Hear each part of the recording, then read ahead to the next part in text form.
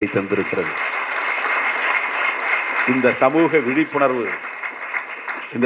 விழிப்புணர்வு எனக்கு எத்தகைய தெம்பை தந்திருக்கிறது, எத்தகைய துணிவை தந்திருக்கிறது என்றால், பிறப்பின் அடிப்படையில் அல்லது சாதியின் அடிப்படையில் எவனும் எனக்கு மேலானவன் இல்லை என்கிற சிந்தனையை எனக்கு தந்திருக்கிறது.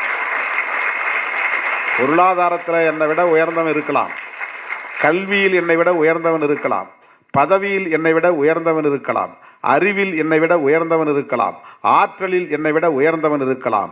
பிறப்பால் ஒருவன் என்னை விட உயர்ந்தவன் இல்லை, எவனும் இல்லை.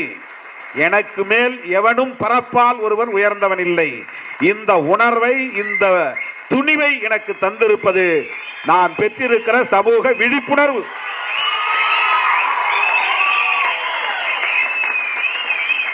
இந்த சமூக விழிப்புணர்வுக்கான அடிப்படைதான் சமூக நீதி கோட்பாடு.